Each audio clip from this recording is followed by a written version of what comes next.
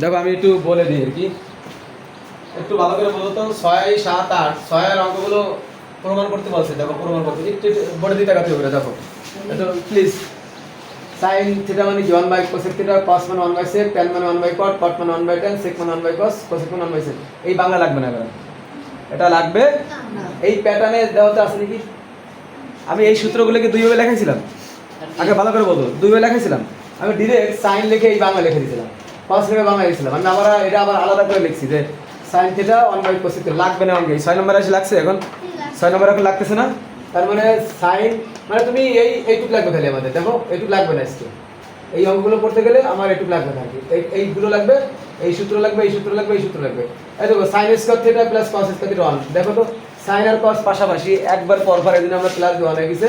Cosec square দেখো cosec, cosec মাঝখানে সেকরে বাদ দিয়ে ধরছে পটরে, কারো ধরছে একটু ভালো করে বলতো। সেক সেক দেখো সেক স্কয়ার, সেক হচ্ছে এটা, সেক কারে সেক ট্যান দিয়ে ধরছে, কোসেক একটা বাদ দিয়েছে, সেক একটা বাদ দিয়েছে, তার মানে আমার মাইনাস হবে। কি হবে বলো তো, মাইনাস হবে কি এই সূত্র। আরেকটা নিয়ম দেখো, যদি মাঝে প্লাস থাকে, এই যে প্লাস প্লাস থাকে অবশ্যই সাইন আর কস হবে, অবশ্যই সাইন আর কি হবে কস হবে।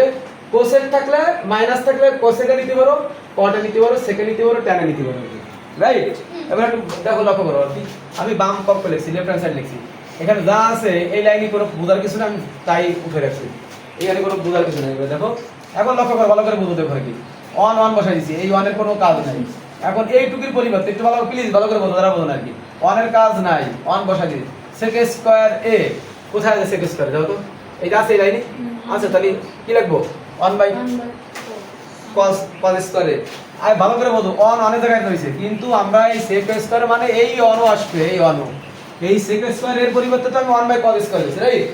এখন প্রশ্ন আছে যেহেতু আমার এইখানে স্কয়ার ছিল, এজন্য আমার অনুপাত স্কয়ার হবে। এইখানে আমরা বলতে পারো, কোশ্চেন করতে পারো যে স্যার এখানে তো স্কয়ার না, স্কয়ার দিয়েছেন কেন, এই যে আমার অঙ্কে স্কয়ার আছে, এজন্য আমার এখানে কি স্কয়ার হবে। 1 দুইবার আসলে করো বলো তো, 1 দুইবার, একটা অন্ত এই যে এইখানে আছে, আর এই অন্ত তো সূত্রের 1 মানে সেক স্কয়ার মানে 1 by cos square, 1 by cos, বুঝা গেছে এটা। তাহলে 1 দুইবার কেন হলো, সূত্রের একটা তো ওই যে কোশ্চেনে আছে, আর আছে ওই যে সূত্রের 1। আচ্ছা এরপরে দেখো প্লাস, তাহলে আমি প্লাস ছিল, তাহলে আমি কি এখানে দেখো লক্ষ্য করো সেকের পরিবর্তে দেখো এখানে কি ছিল আমার। এরপরে দেখো কি করছি প্লাস, এবার দেখো 1 ঠিক আছে, কোসেক স্কয়ার কি হবে বলো তো 1 বাই sin, ঠিক আছে না। এটা আর এটা তো একই, তাই তো আর কি, ঠিক আছে। তার মানে এবার একটু তোমরা প্রশ্ন আসো, মাঝখানে প্লাস ছিল, আমি কি sin আর cos নিছি, দেখো তো sin আর cos নিছি, একটু বাদ দেখো ওই সূত্রের সাথে মিলাও। মাঝে প্লাস থেকে sin আর cos নিতে হবে, আমি কি sin আর cos কি নিতে পারছি, পারছি কিন্তু পারছি না।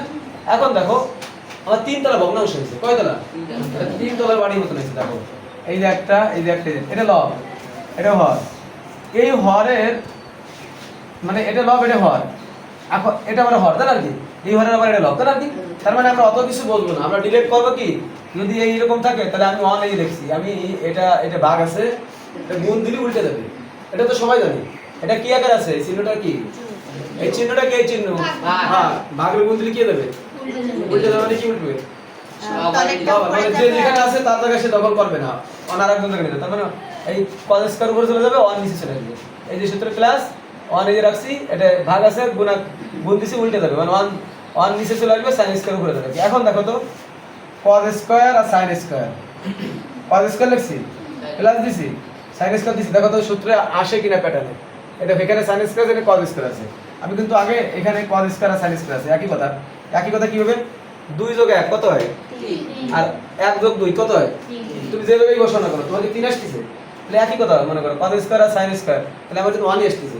তারপরও আমি এক লাইন বেশি করে দিছি, আমি ঘোরাই দিছি sin square a plus cos square a 1, আমার কিন্তু প্রমাণ হয়ে গেছে রাইট হ্যান্ড সাইড। এখন বলো কারো কোনো প্রশ্ন আছে যে এখানে আছে নাকি, বলতে হবে যে আমি এখানে বুঝি নাই, না বোঝার কিছু নেই আর কি, বলো যে আমি বুঝি না, আমি আরো কয়েকবার বলবো না বুঝি না, কিন্তু সূত্র আছে মেইন, সূত্র ভালো করে মুখস্থ করতে হবে, সূত্র মুখস্থ করতে হবে, বুঝতে হবে কিন্তু আর কি, পারা যাবে। কেউ এসে একটু বলবা সামনে এসে অঙ্কটা।